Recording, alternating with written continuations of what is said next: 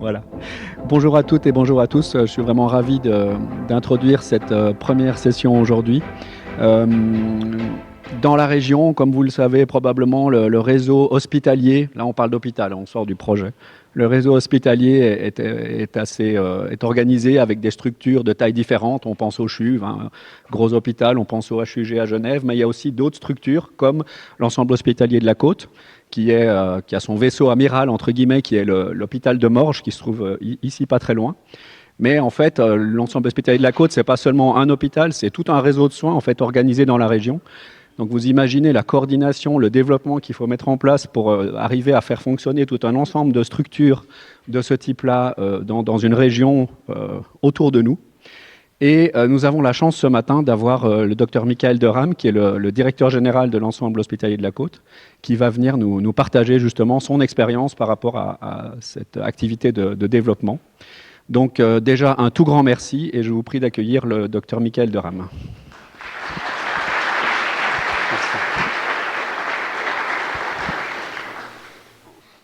Voilà, double séquence émotion ce matin. En l'occurrence, ça faisait un peu plus de 22 ans que j'avais pu fouler à nouveau le sol de ce bâtiment. Un bâtiment dans lequel j'ai réalisé ici un master, début des années 2000, un master dans le cadre d'un institut qui n'existe plus sous cette forme aujourd'hui, qui s'appelle l'IEMS, l'Institut d'économie et management de la santé, qui avait été créé par un super bonhomme, le professeur Alberto Olli, un homme assez visionnaire, qui a appréhendé de manière très tôt les enjeux qui gravitent autour de l'économie, mais également du management dans le secteur de la santé. Le deuxième clin d'œil, je l'adresse à mon père, qui a également compris toute une série de choses, mais il y a un aspect qu'il a de la peine à intégrer. C'est le nom de l'institution que je dirige. Il est toujours très fier de partager avec ses amis le fait que je suis le directeur de HEC. Alors bon, évidemment qu'entre HEC et HC, il peut y avoir une certaine confusion, vous admettrez. Somme toute, les confusions, elles ne sont pas toujours mauvaises, elles peuvent être source de belles surprises. Et ces derniers temps, on bombe le torse. Ah ouais, on est sacrément fiers. C'est pas tous les jours que vous avez des dizaines de personnes dans une aréna qui scandent le nom de votre institution.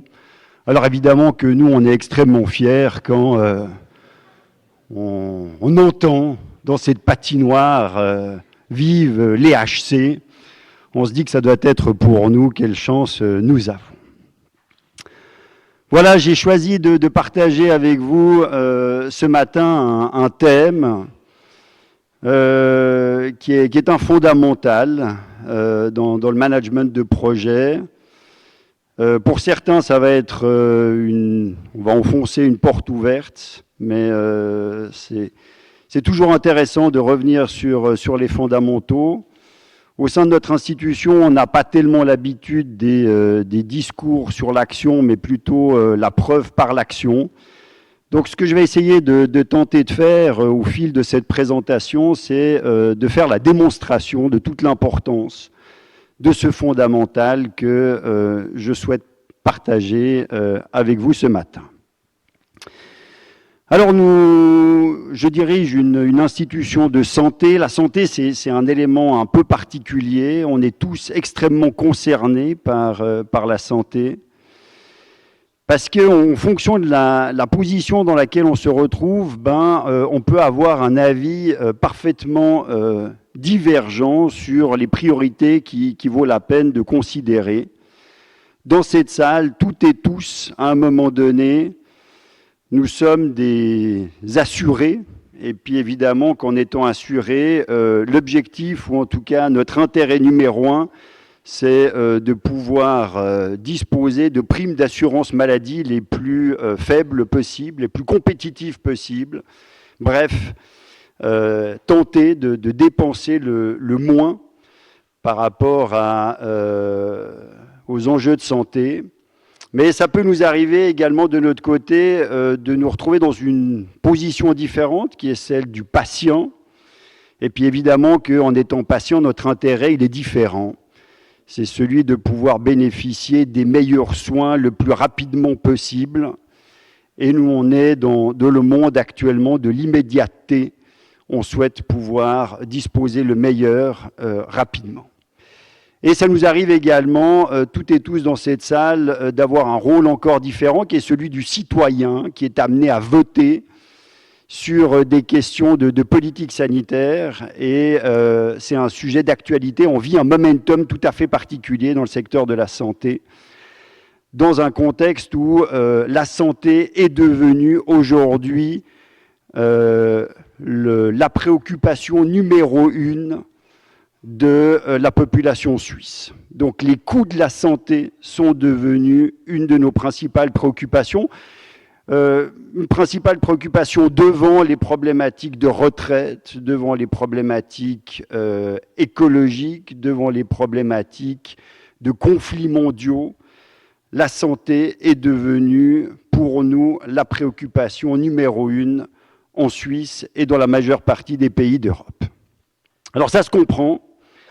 Ça se comprend que ce soit perçu comme étant un enjeu aussi critique dans un contexte où, quand on regarde les courbes, on voit que l'évolution ces dernières années a été particulièrement significative.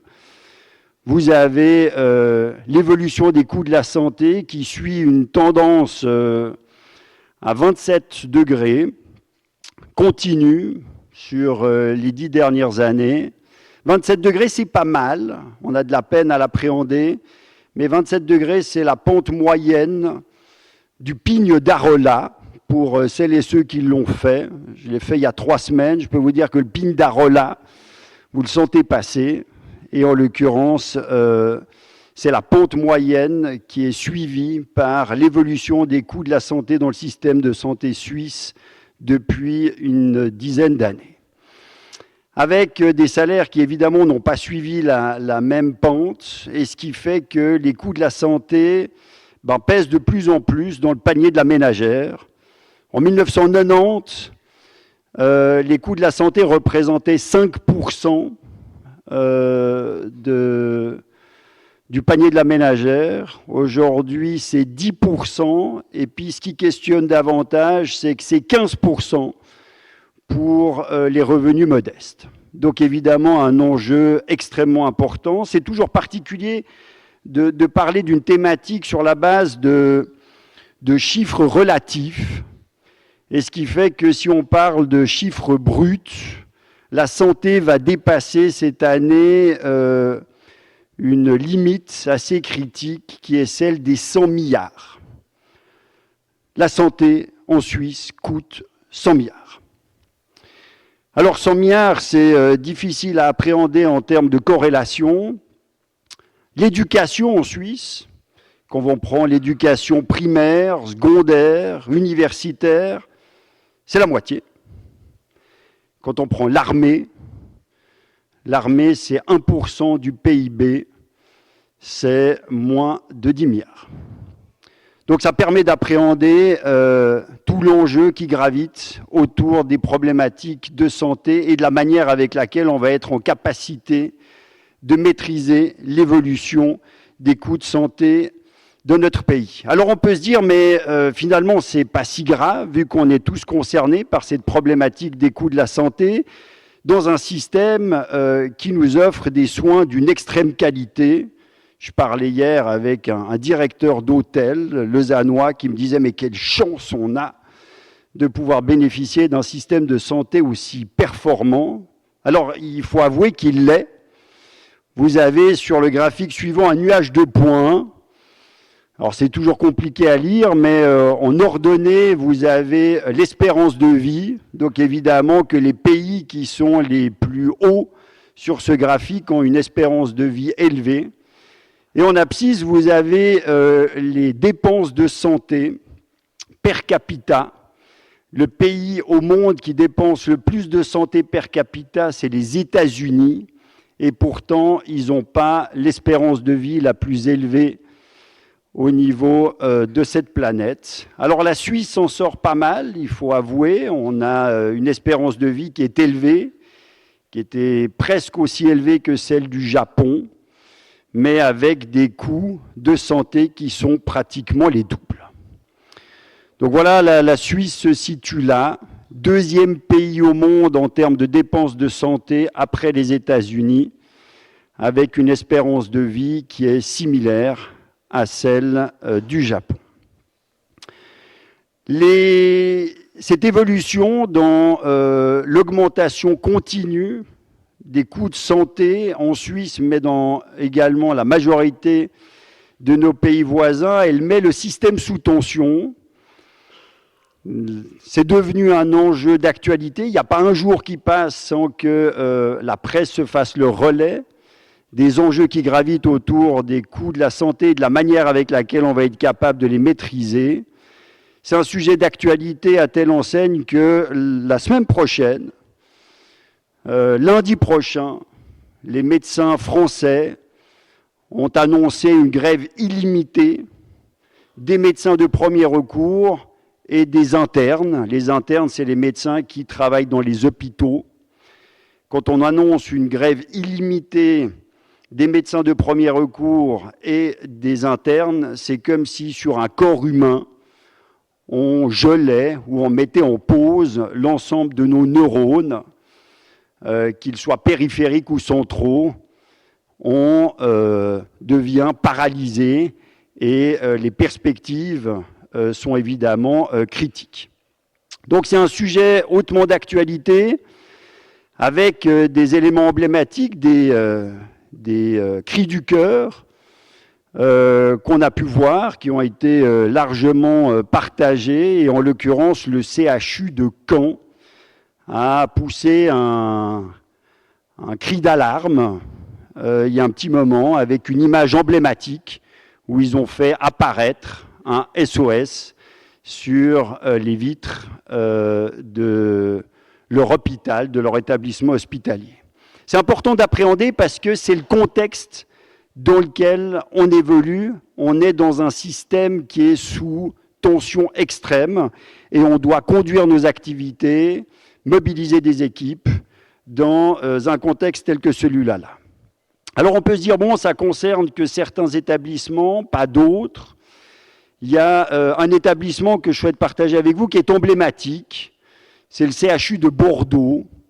Vous savez qu'il y a un journal en France qui fait la comparaison, le ranking entre les différents hôpitaux en France, et puis qui s'appelle le journal Le Point.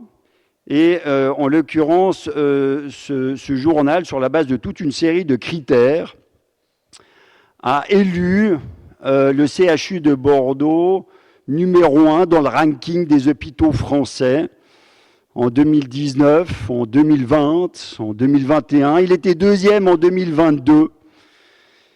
C'est pas facile de se retrouver dans le top 10 des hôpitaux français, je vous assure. Il y a toute une série de critères qu'il faut parvenir à satisfaire. Pourquoi je vous parle du CHU de Bordeaux? C'est que le CHU de Bordeaux, en l'espace de quelques mois, alors que c'est reconnu comme un des meilleurs établissements hospitaliers en France, il a collapsé. Il a collapsé à telle enseigne, et ça a été médiatisé, qu'il s'est retrouvé dans une telle situation qu'il a dû fermer son service d'urgence. Fermer le service d'urgence pour un hôpital, c'est comme clamper la carotide sur un corps humain. On ne perfuse plus le cerveau. D'accord ? Donc c'est critique. Ça veut dire qu'on n'est plus en capacité de mobiliser des ressources pour satisfaire à notre mission première qui est celle de prendre en charge des urgences. Alors on peut se dire, bon, finalement, ça se passe chez nos pays, dans nos pays voisins, on n'est pas tellement concernés. On est directement concernés, et vous l'avez vu également, l'hôpital de Martigny, il y a une année ou une année et demie, a annoncé également de son côté la fermeture de son service d'urgence par manque de personnel. Ça, c'est le contexte dans lequel on conduit nos activités aujourd'hui, un contexte sous haute tension qui s'est exacerbé encore en 2023. Alors c'est un peu petit, mais en fait, vous voyez sur une série de colonnes quel a été le résultat financier d'une sélection d'hôpitaux en Suisse. Et vous voyez que entre 2022 et 2023, la majorité des hôpitaux en Suisse a basculé dans le rouge. On a fait le bilan de l'année 2024 avec la fiduciaire il y a quelques jours. Je suis rentré dans la salle, la fiduciaire m'a demandé, ou le représentant de la fiduciaire m'a demandé comment j'allais. Je dis pouf, c'est chaud. Il m'a dit prenez place. Je me suis assis et il m'a expliqué que c'est une des Big Four. Ils assurent leur mission pour 48 hôpitaux en Suisse.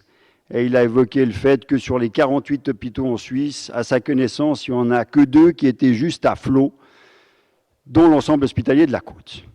Et ça, c'est le contexte dans lequel on travaille aujourd'hui. Alors, c'est important de partager ce contexte parce que ce qu'on voit à partir de là, c'est qu'on se retrouve à une croisée des chemins. On est sur un momentum particulier, c'est l'environnement dans lequel on est, et puis on voit bien qu'il va y avoir que 2 options par rapport à ça. On voit bien que si on maintient le statu quo, on va se prendre le mur, donc il faut qu'on parvienne à changer. Et puis pour changer, on voit qu'on va se retrouver à une croisée des chemins avec 2 options possibles. La première option possible, ça va être celle de rationner. C'est l'option qui a été prise par toute une série de pays. On contient l'offre. Et puis, il n'y a pas de miracle. Dans le fond, si on contient l'offre et puis qu'on génère des délais d'attente, on va parvenir effectivement à réduire les coûts de la santé. C'est une option qui est possible. Et puis, une deuxième option qui est possible, c'est de repenser les choses. Et c'est de considérer que, dans le fond, on peut faire mieux avec l'existant. Alors, rationner, ce n'est pas une menace en l'air. En l'occurrence, et vous l'avez vu dans la presse, il y a des voix aujourd'hui qui se mobilisent pour dire qu'une des options qu'on pourrait avoir en Suisse, c'est de s'inspirer du modèle danois. Le modèle danois avait 125 hôpitaux il y a quelques années. Ils en ont réduit à une vingtaine. Ils ont fait des macrostructures. Alors bon, c'est un pays où il y a un petit peu moins d'habitants qu'en Suisse. La Suisse compte aujourd'hui 250 hôpitaux. Et une des options qui est évoquée, c'est celle de dire, menons une révolution et puis on concentre l'ensemble des activités sur un nombre restreint d'hôpitaux permettant d'optimiser le système. Nous, on pense qu'il y a un autre chemin possible avant de commencer à porter une révolution telle que celle-là. Cet autre chemin, c'est celui d'optimiser l'existant, de repenser la manière avec laquelle on réalise les activités aujourd'hui, dans un contexte où tout le monde s'accorde sur le fait qu'il y a environ 20% des dépenses de santé qui aujourd'hui sont du gâchis. 20%, c'est pas mal, 20%, c'est 20 milliards. C'est le double de ce qui est dépensé dans les EPF en Suisse, donc c'est pas mal. 20% qui sont liés au fait qu'en Suisse, sur le système de santé, chacun bosse dans son coin. Le médecin généraliste bosse dans son coin, le pharmacien bosse dans son coin, le physio bosse dans son coin, l'hôpital bosse dans son coin. Nous, on s'occupe des patients à l'hôpital, puis quand ils sortent de l'hôpital, c'est plus notre affaire, c'est l'affaire du médecin généraliste. Chacun bosse dans son coin. Et on voit bien que si on parvenait à optimiser les choses et puis à mieux travailler ensemble et à mieux coordonner les différents acteurs du système, certainement qu'on serait meilleur. Il y a une étude qui a été faite au HUG qui évalue, dans le fond, quelle est la qualité d'une anamnèse médicamenteuse qui est faite aux urgences. Vous avez Madame Bollomet qui a chuté à domicile et puis qui est conduite en ambulance aux urgences, un peu des troubles cognitifs. Et on fait son anamnèse médicamenteuse, ça veut dire qu'on fait la liste des médicaments que Madame Bollomet, elle prend. Et puis ce qu'on essaye, c'est que cette liste, elle soit la plus fiable possible pour ne pas se tromper. Madame Bollomet, vous prenez quel type de pastille? À la bleue, mais est-ce que vous vous rappelez le nom? C'est ça la réalité aujourd'hui de notre système. Nous avons plus de 80%, c'est la conclusion de l'étude faite aux urgences des HUG, nous avons plus de 80% des anamnèses médicamenteuses qui sont faites dans un service d'urgence qui ne sont pas fiables. Parce que, encore une fois, de notre système, chacun bosse dans son coin. On a posé le cadre. Alors bon, c'est un cadre qui plombe un peu l'ambiance, là, je constate un peu ce matin. Mais c'est notre réalité, et c'est important de l'appréhender. Et c'est dans cet environnement qu'on travaille, en l'occurrence EHC, Ensemble Hospitalier de la Côte, qu'on travaille. On est une institution au service d'une région. La santé dans ce canton, elle est répartie en régions, et nous, on s'occupe d'une région, grosse maille, qui couvre l'ouest lausannois, donc on est dedans, et le district de Morges. Alors, le contexte de l'Ensemble Hospitalier de la Côte, il est vachement intéressant, parce qu'en l'occurrence, on est au milieu de deux poids lourds, le CHUV et les HUG, des fleurons, CHUV qui est un ranking mondial, et puis entre le CHUV et le HUG, on a un autre hôpital qui est l'hôpital de Nyon, qui s'appelle le GOL, qui fait partie d'un groupe, et puis au nord, on a les EHNV Yverdon. Donc en fait, on est coincé, et c'est à partir de là que ça devient vachement intéressant. La question, c'est de savoir, dans le contexte tel que je vous l'ai décrit tout à l'heure, comment est-ce qu'on parvient à se faire une place, à assumer notre mission, et puis à pérenniser la maison. On a un statut particulier, on est une institution privée, donc on n'est pas une institution publique, on est une institution privée, on est une association de 3 fondations, à but non lucratif, donc on n'a pas vocation à dégager des bénéfices pour des actionnaires, on n'est pas coté en bourse, on n'est pas achetable, on a vocation à équilibrer nos comptes, et puis on est reconnu d'intérêt public, c'est-à-dire que l'État s'est dit qu'à la place de réinventer un truc, il allait donner le mandat à notre institution de s'occuper de la santé de la population de cette région. La particularité de notre institution, c'est qu'au travers de ce mandat, on est lié à l'universalité, on est là au service de tous les patients, on a un service d'urgence qui fonctionne 24/24, on ne peut pas dire le service d'urgence c'est rentable la journée, pas la nuit, on ferme la nuit, on est là 24/24. Et la particularité de notre statut, c'est qu'on a 0 franc de l'État. En l'occurrence, 0 franc d'investissement, chaque modernisation, chaque développement qu'on fait, c'est un emprunt bancaire, on approche une banque pour obtenir des deniers avec un business plan derrière et évidemment un projet. Et on n'est pas dans une logique de couverture de déficit, donc si on fait du déficit, c'est pour notre pomme. On appelle ça l'entrepreneuriat au service du bien commun. On prend notre responsabilité, on développe, on innove, on crée, non pas pour maximiser des revenus, mais pour servir comme il faut la santé de la population d'une région. Et évidemment que ce statut, il accorde une importance toute particulière à la stratégie et à la manière avec laquelle on va développer l'institution et être en capacité de la pérenniser. C'est une institution qui est née en 2000 de la fusion de 3 hôpitaux qui avaient les mêmes statuts, l'hôpital de Morges, l'hôpital d'Aubonne, l'hôpital de Gilly. Des institutions ancrées dans l'histoire. L'hôpital de Morges, c'est 150 ans d'histoire. L'hôpital d'Aubonne, c'est 150 ans d'histoire. Des femmes et des hommes qui ont rebroussé leurs manches, qui ont mouillé le maillot pour pérenniser cette baraque. Trois institutions qui ont pris la décision, il y a 25 ans, en 2000, de fusionner, partant du principe qu'elles seraient plus fortes ensemble que toutes seules.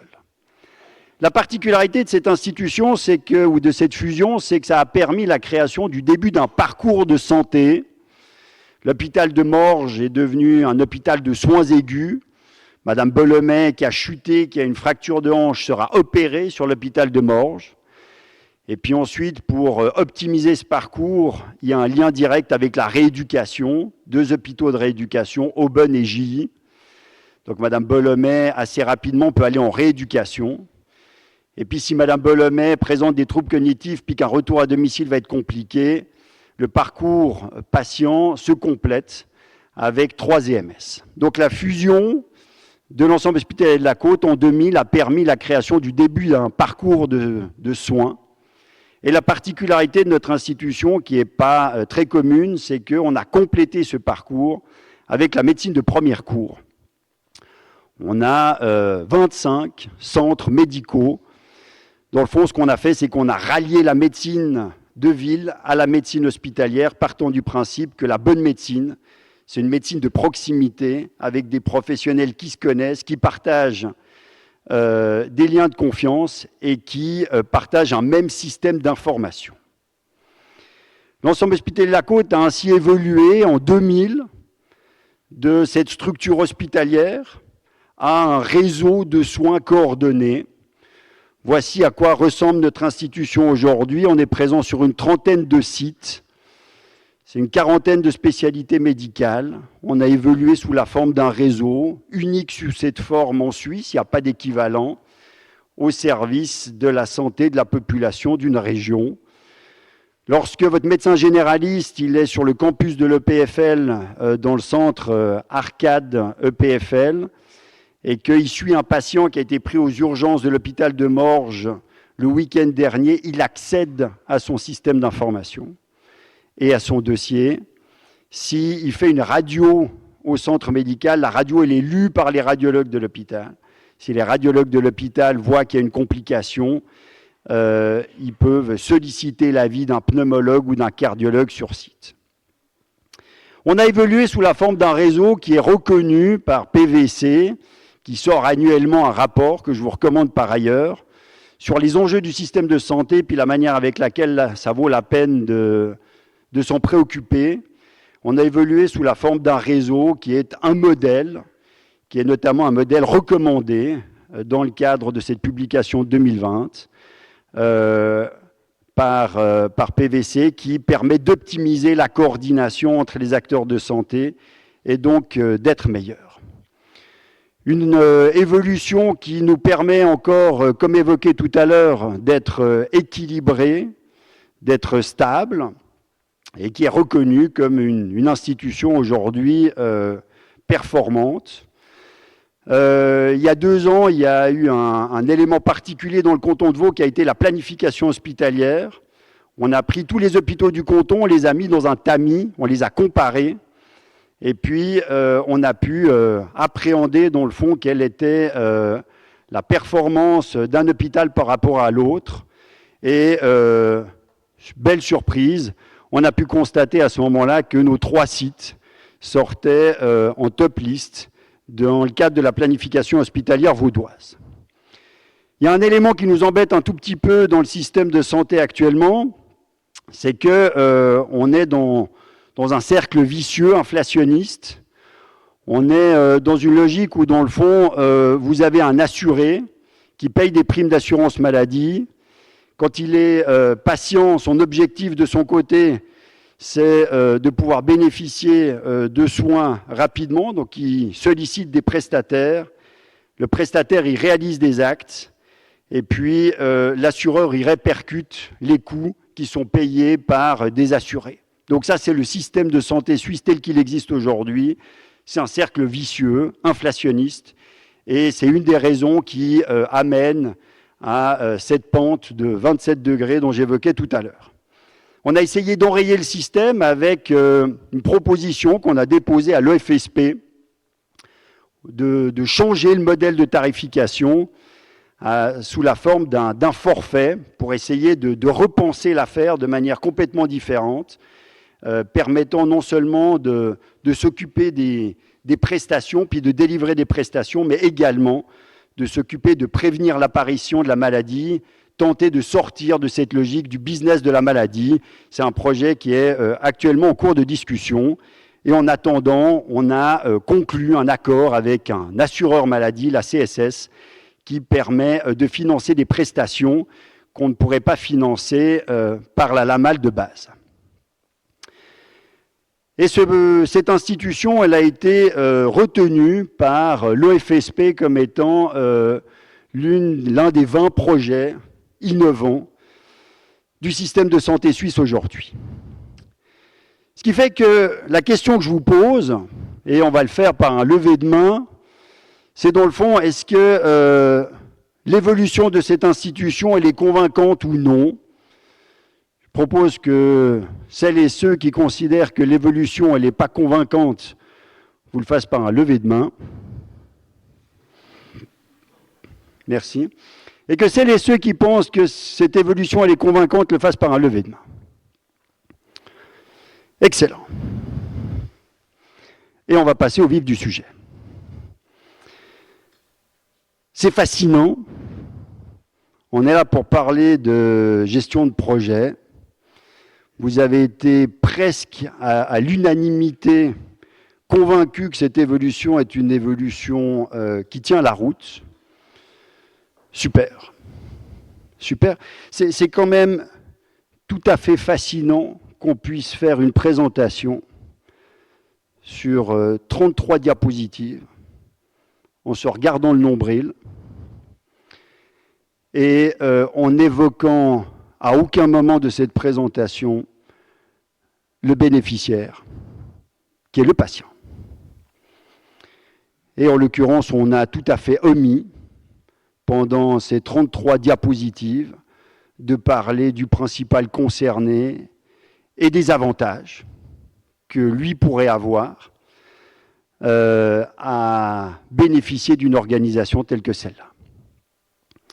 Ce qui est fascinant, c'est que dans le fond, vous avez considéré que c'était convaincant dans vos fonctions relatives ou respectives de gestionnaire de projet, mais ça n'a pas été réellement convaincant dans une fonction différente que vous pourriez avoir, qui est celle de patient.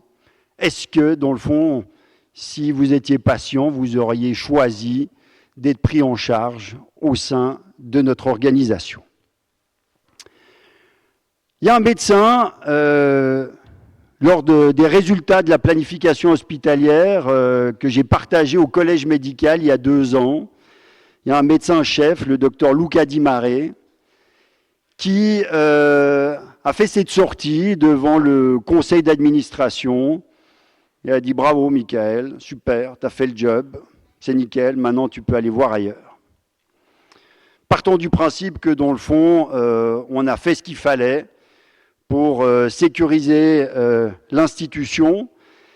Reste que ce n'est pas certain que ce soit parce qu'on est organisé en réseau, qu'on a conclu un accord avec la CSS, qu'on est présent sur une trentaine de sites, que ce couple a décidé, pendant la crise Covid, de venir accoucher à l'hôpital de Morges. Et en l'occurrence, il est venu accoucher à l'hôpital de Morges, c'est que c'est un endroit où il pensait s'y sentir bien, dans un contexte où on a été une des rares institutions en Suisse à autoriser les maris à participer à l'accouchement. Les autres institutions, pendant la crise Covid, ont considéré que les maris présentaient un danger d'être présents pendant l'accouchement. Ce n'est pas parce qu'on est organisé sous cette forme-là, puis qu'on a conclu un accord avec la CSS, puis qu'on a présenté un super projet à l'OFSP, que Roxane Stanford, qui travaille à l'EPFL, à 2 pas d'ici, a décidé d'être pris en charge à l'hôpital de Morges Je peux vous lire ce témoignage parce qu'il est officiel, il apparaît sur notre site internet. C'était lors des festivités du 150e de l'hôpital de Morges. Elle dit la chose suivante: la décision d'opérer tombe très rapidement, en l'occurrence elle a été opérée par ce chirurgien. Des images flash lui reviennent, le calme du docteur Dimaré qui comprend parfaitement son stress à elle, la gentillesse des équipes du bloc opératoire, l'empathie de l'anesthésie, un véritable orchestre où chacun connaît exactement la partition qu'il va interpréter. Pour Madame Stanford, il n'y a aucun doute, à l'hôpital de Morges, le patient est véritablement au centre. Ça n'est pas un slogan, c'est un ressenti. J'ai ressenti une incroyable humanité. Et dans le fond, si Madame Stanford pense à l'hôpital de Morges, si elle était patient à nouveau, c'est parce qu'il s'y passe quelque chose de particulier. Nous avons ouvert récemment une permanence pédiatrique dans l'Ouest lausannois. L'un des enjeux pour une organisation telle que la nôtre, c'est les urgences. On n'est jamais très bon sur le flux des urgences. Les urgences, ça teinte. Quand vous allez aux urgences puis que vous attendez 4 heures, vous vous dites, mais enfin, s'ils sont incapables de gérer les urgences, qu'est-ce que ça doit être à la maternité ou au bloc opératoire? C'est comme ça. Donc nous avons ouvert 3 permanences, une en ville de Morges, une sur Crissier et une sur Pontala, avec pour objectif de réduire les délais d'attente sur 2024, 20 minutes. Et nous avons nous avons complété le dispositif avec une permanence pédiatrique, avec ce retour de Madame Chopard, qui est sur notre site internet, rapidité, bienveillance, écoute et professionnalisme. Une permanence pédiatrique qu'on a inaugurée récemment, et c'est une des photos de mon discours lors de ce moment d'inauguration. C'est ça aussi, la gestion de projet, d'être en capacité collectivement de célébrer ce qu'on parvient à réaliser. Notre objectif, il est clair, il est super clair au niveau institutionnel. Nous, on vise 3 choses. La première chose, c'est d'offrir les soins de meilleure qualité possible à nos patients. On parle de outcome clinique. La deuxième chose, c'est qu'ils soient satisfaits. Et c'est fondamental. Si on réduit les délais d'urgence, est-ce que ça va impacter directement l'outcome clinique? Pas tellement, mais pourtant, les patients sont satisfaits et c'est fondamental. Et puis le troisième élément qu'on considère être également une de nos responsabilités, c'est de se battre pour développer un système au niveau de cette région qui soit un système le plus économique possible, permettant à Madame Bollomet de payer des primes d'assurance maladie les plus faibles possibles. C'est les 3 éléments sur lesquels on travaille, 3 objectifs qui nous ont amenés de notre côté à élaborer un plan stratégique. Ce que je vous présente là, ce n'est pas un développement de facto, ce n'est pas un développement opportuniste. En 2010, on a développé un plan stratégique. En 2015, on a développé un plan stratégique. En 2020, et on réfléchit actuellement au plan stratégique 2026-2030. Le plan, il est clair, il pose une vision, des objectifs clairs, il se décline en un plan financier et en une feuille de route annuelle qui rend explicite des attentes envers l'ensemble des professionnels. Gardez à l'esprit que ceux qui font le job, ils sont actuellement sur le terrain.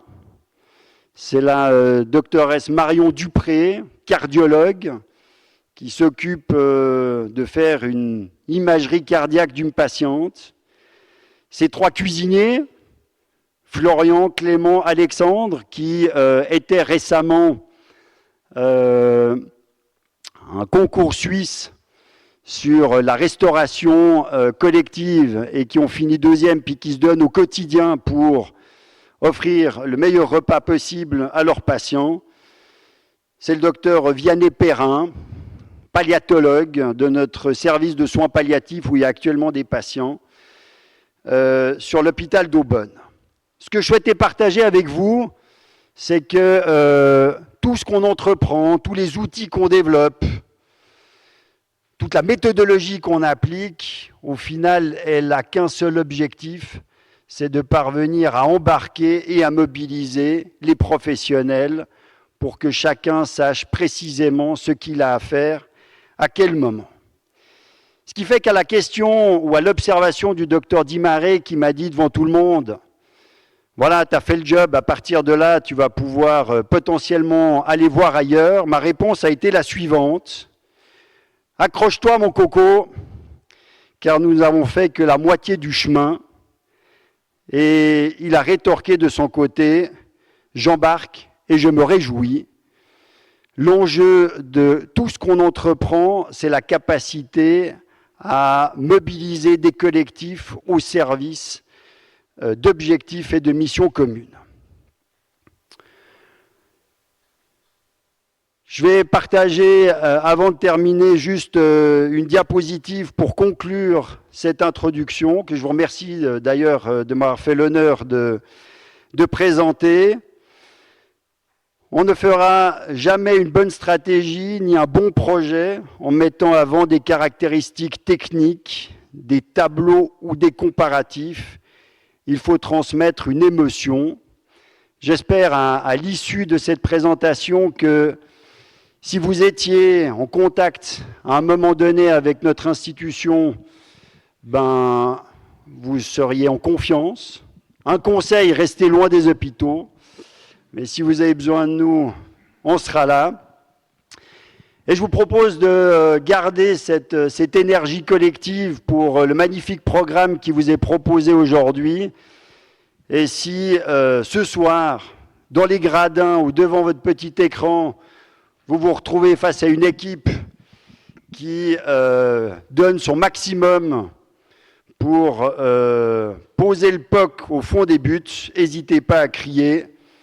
Vive les HC. Merci de votre attention.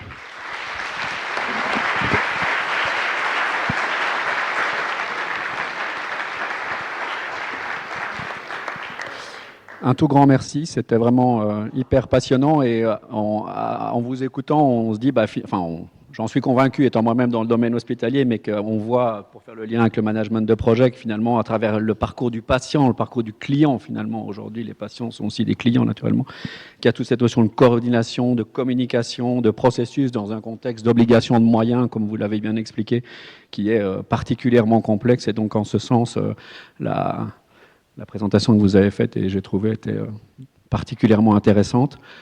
On a quelques minutes pour des questions. Est-ce qu'il y a des questions dans la salle? Si vous levez la main, je vais venir avec les micros. Je ne vous ai pas oublié, mais je monte par là.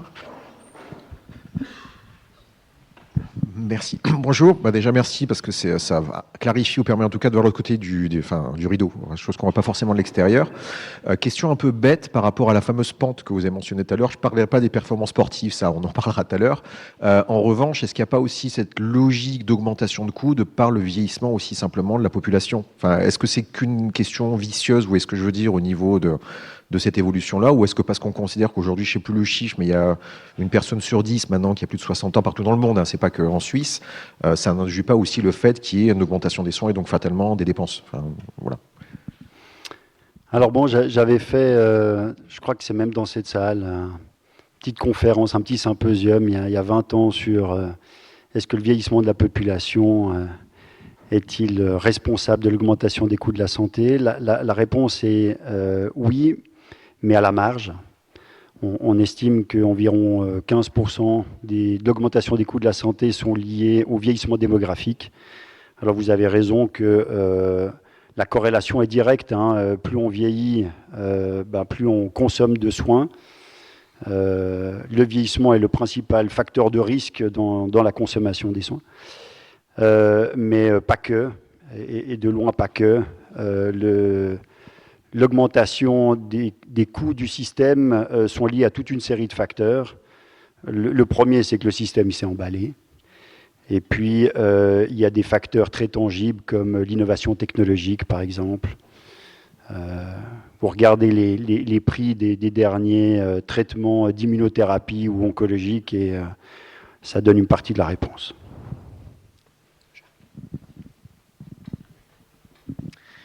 Oui, j'ai une question. Où est-ce qu'on en est avec le DEP?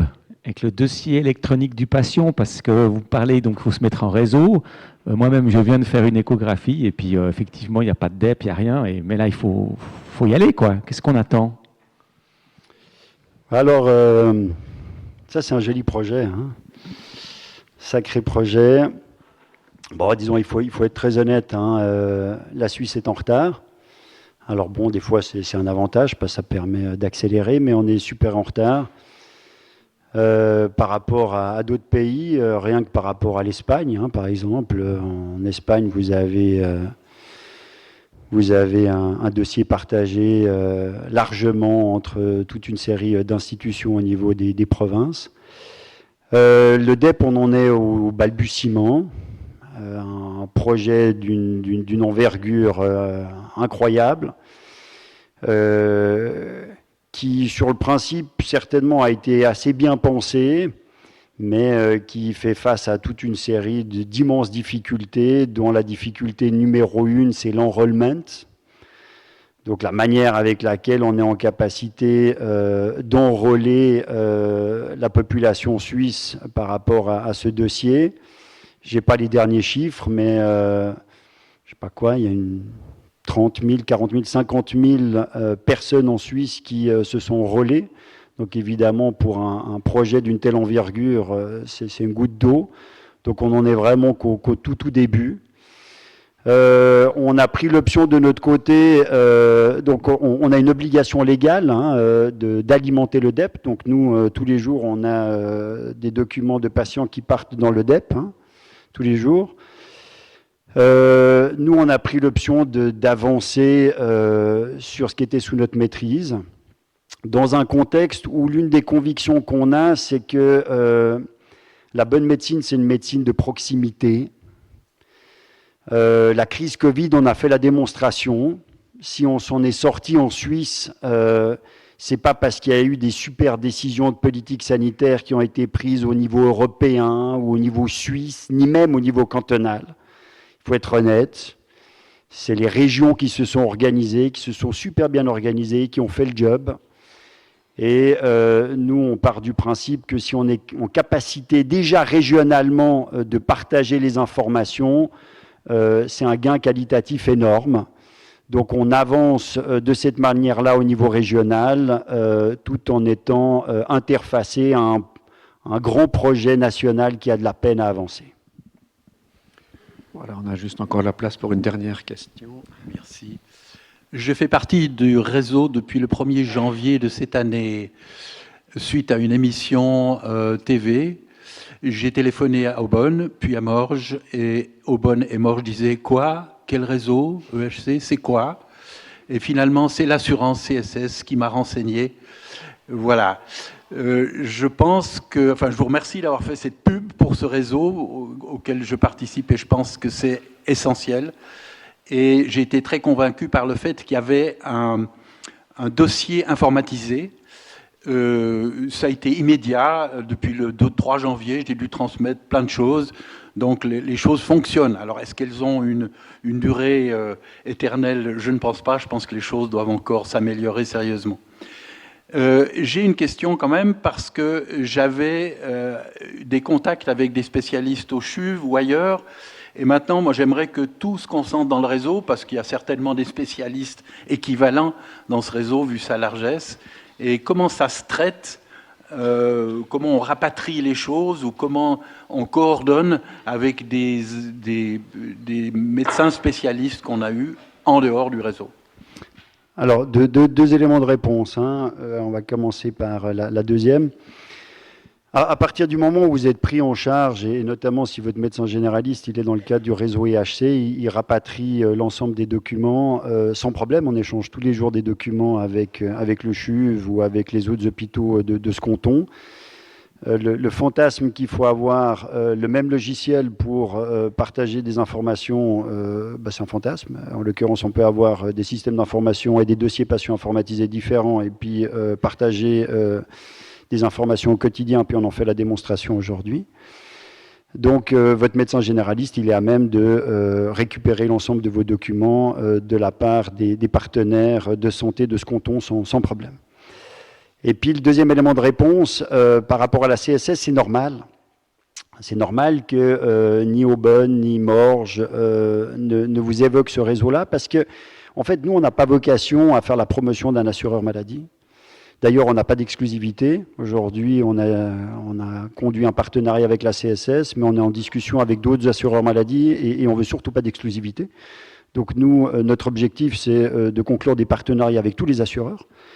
Ce qui nous intéresse dans ces partenariats, c'est que ça nous permet de financer des prestations qui ne sont pas finançables par la LAMAL, notamment des actions de coordination et de prévention. Donc c'est ça qui nous intéresse. Et puis, ce qui fait qu'on ne demande pas à nos professionnels de faire la promotion d'un produit d'assurance plutôt qu'un autre. C'est votre libre choix. Voilà. Un tout grand merci. Je suis désolé, je casse un peu l'ambiance de cette passionnante discussion, mais comme j'ai aussi le job de timekeeper, il faut que je m'accroche à l'horloge. En tout cas, mille merci. C'était extrêmement intéressant. J'espère que ça vous a intéressé aussi. On peut vous applaudir déjà pour vous remercier en tout cas.